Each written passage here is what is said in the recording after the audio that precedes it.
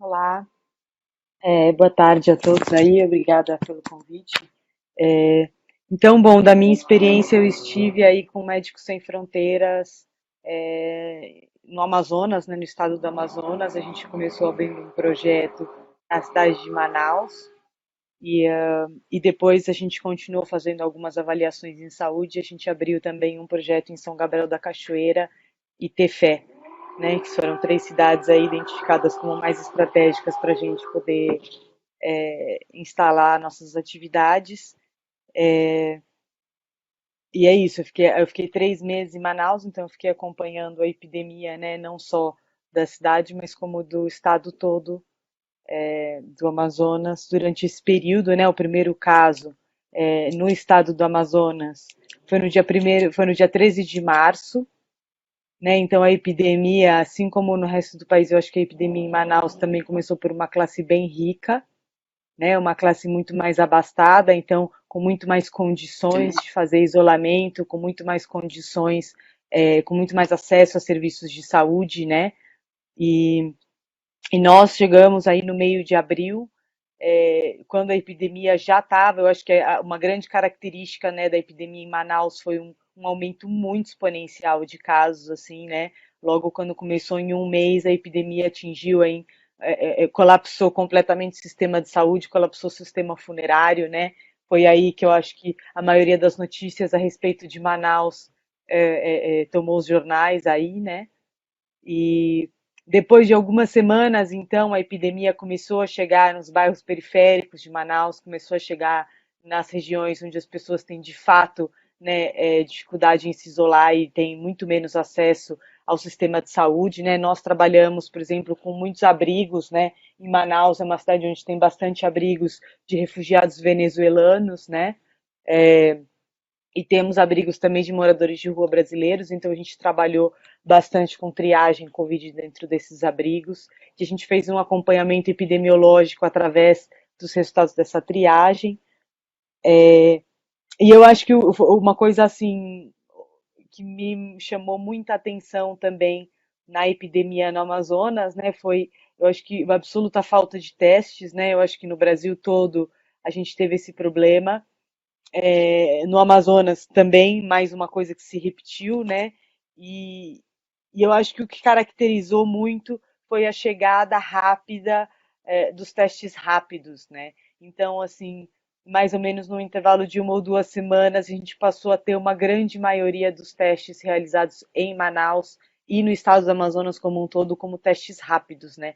E a epidemia foi, de alguma forma, sendo avaliada através destes testes rápidos, que para mim me gera um desconforto, né, ao saber que esses testes rápidos estão sendo utilizados de forma diagnóstica, né, enfim, individualizada do paciente em regiões com prevalência desconhecida, né, principalmente no interior do estado, onde a gente ainda tem poucas informações a respeito de prevalência da doença, né, e a gente ouve falar, enfim, o problema de coleção de dados, né, no interior do Brasil, no interior do Amazonas, é ainda pior.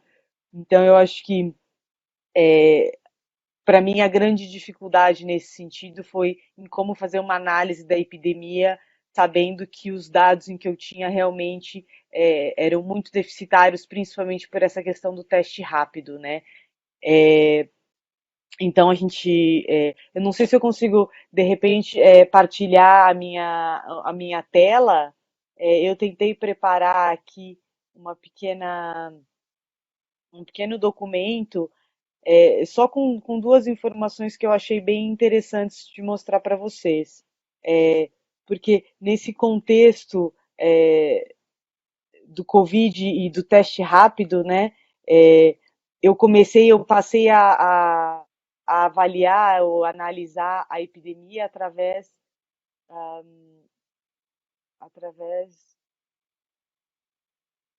acho que vocês conseguem enxergar aí no meu vídeo, né? Esse primeiro quadro, né? Ele tem o número de casos de Covid, né? Então aí se conta tanto o PCR quanto o teste rápido, né? E quando você olha no gráfico de baixo, por semana epidemiológica também, né? você vê que, na verdade, o pico de internações, né, o pico de hospitalizações pela Covid-19 no estado do Amazonas, então aí você vai ter o estado do Amazonas em azul, né, o interior em amarelo e a cidade de Manaus em vermelho, você consegue ver que havia uma falta absoluta de testes no começo da epidemia, a ponto de, no pico da epidemia, no pico das hospitalizações, que foi na semana 18, você ainda tem um número muito baixo diagnosticado, né? E quanto mais acesso as pessoas tiveram à testagem rápida, mais aumentou o número de casos novos, né? Ou de, né? Na verdade, a gente calculava uma prevalência ao invés de uma incidência aí na hora de fazer essa análise. E isso para mim mostrou muita coisa, né? Que as hospitalizações, na verdade, elas já começaram a cair antes que a gente pudesse, sem que a gente acompanhasse com a curva de casos novos, né? Então eu acho que dentro da epidemia do Amazonas, aí eu acho que vocês puderam ver também que a curva cresceu muito rapidamente em algumas poucas semanas.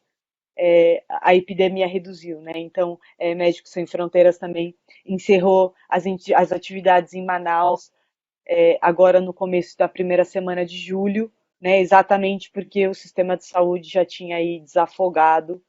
Então, a gente optou por manter as nossas atividades no interior, em São Gabriel da Cachoeira e Tefé, e, e a gente acabou encerrando aí mais precocemente do que a gente imaginava, né? Eu acho que isso foi o principal, assim, a gente realmente achava que a epidemia fosse ter um período um pouco mais longo, vamos dizer, um pequeno platô aí em que o sistema de saúde não fosse conseguir tolerar, né? Mas como eu acho que o pico foi tão rápido, né? E foi tão intenso que rapidamente a curva aí decresceu e o sistema de saúde passou a absorver. E é claro que essa epidemia agora foi para o interior, onde a gente tem muito menos dado, né? A gente tem muito menos teste, a gente tem muito menos acesso ao serviço de saúde, a gente tem muito mais óbito que não foi notificado como Covid, então fica uma situação ainda mais complicada agora no interior, que a gente tem muito mais já, de base a gente já tem muitos menos informação e muitas vezes o chamado, né, pelo menos para nós que somos, né, uma agência humanitária, enfim, quando a gente recebe o chamado, é só um chamado assim, olha, há mortes, né, há mortes em tal região, vocês podem ir, né, vocês podem fazer uma avaliação. Então eu acho que falta muito, assim, é muito difícil me sentir um pouco, né, lutando contra o Covid um pouco no escuro, né, a gente atira para todos os lados, mas a gente, além de ser uma doença nova, em que a gente aprende todos os dias, ainda há muitos problemas de coleção de dados, há muitos problemas de segmento, né, da epidemia, então fica bem difícil planejar uma estratégia nesse tipo de situação. Acho que para mim foi essa a experiência aí no estado do Amazonas. Aconteceu assim? O que que vocês não fariam novamente? Vamos lá, Cecília. Olha, eu acho que do meu lado, assim, com relação à estratégia de Manaus, eu acho que um dos motivos pelo qual até eu lancei também de novo a questão dos testes rápidos, né? Porque, enfim, para o tratamento individual, Adriana, eu concordo com você que a gente não precisa dele, mas quando eu fui analisar a epidemia em Manaus, isso foi um fator muito complicante, né? Eu faço gestão, eu faço principalmente implementação de projeto de urgência, né? Então, para mim chegar e não ter nenhum tipo, né? E eu tenho o hábito com Médicos Sem Fronteiras em trabalhar com um país sem recurso, né? Eu vim do Congo, enfim, meu último projeto foi no Congo antes.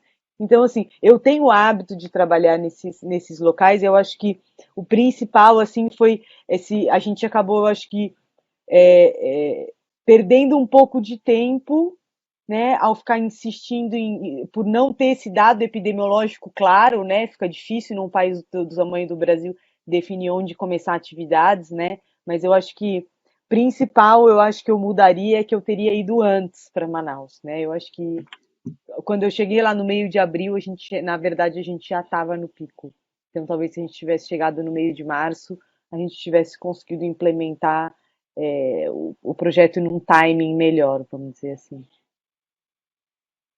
Ô, Cecília, e fala um pouco para a gente da questão indígena.